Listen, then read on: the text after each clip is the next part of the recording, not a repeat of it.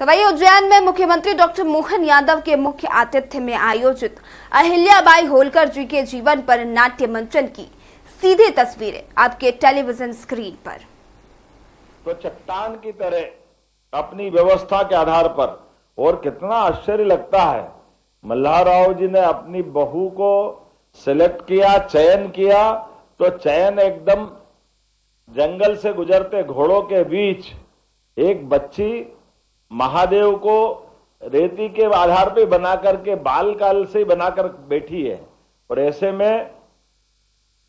बाजीराव जी की सवारी आ रही है। लोग कहते हैं हटो हटो बच्चे कुचा जाओगे। उन्होंने कहा कैसे कुचा जाएंगे, निकलो साइड से, मेरे भगवान कुचा जाएंगे। तो भगवान के लिए जान लगाकर बच्ची अपनी दृढ़ता के साथ वो बैठी है, तो निडरता भी उनकी दिखाई देती है, और निडरता के साथ सद्गुणों की तो खान है। जब विवाह होने के बाद मल्हारराव जी ने अपने परिवार में अपनाया,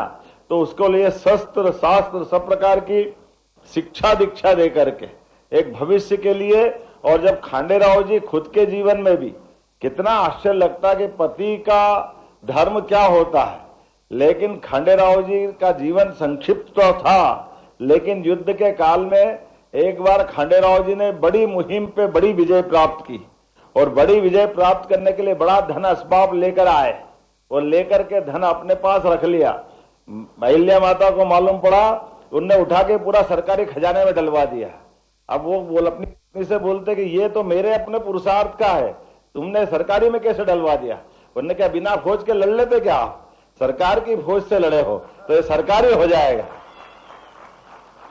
अब ये छोटी बात है, लेकिन कितनी महत्व की बात है कि तुम अपने पति से ऐसी बात कर रहे हो। पति पत्नी अपनी जगह है, लेकिन हमारा दायित्व है, बल्कि और उल्टा है। अगर आपने इन व्यवस्थाओं के आधार पर जो जिद करोगे तो मैं आपकी बात को शून्य कर दूंगी। और कई प्रकार से चेतावनी देती है, गुस्से में आकर के, और कहती कि आपको हर महीने तनख्वाह मिलती है, अभी आपने 2 साल की तनख्वाह एडवांस ले ली है, उसका हिसाब जमा नहीं करा है, पहले उसका हिसाब दो फिर बात करना। गुस्से के मारे वो बही खाता फेंक देते हैं, तो बही खाते के ऊपर भी और 25 असरफी का जुर्माना लगा करके अपने पति को दंडित करने का काम भी अपने अहिल्या महारानी ने बना करके हमारा शासक कैसा होना चाहिए यह आदर्श उत्पन्न करने का प्रयास किया है। ऐसे एक नहीं, अपने बच्चे को लेकर के, बच्ची को लेकर के, स्वयं अपने पति के, जहां एक तरफ वो अपने सबके लिए एक मां का रूप भी थी, दूसरी तरफ हमारे लिए वो समाज का आज भी इस आवश्यकता है कि खासगी का तरीका हमारे लिए समाज में प्रेरणादायी होगा। जो अपने धनगर समाज, चौधरी समाज, पुराने किसान परिवार में रहता था, जिसको समझना चाहिए कि अगर 1 रुपया पति कमा के लाए तो 25 पैसा उसकी पत्नी के हाथ में देते, जो उसके निजी खर्च का रहेगा।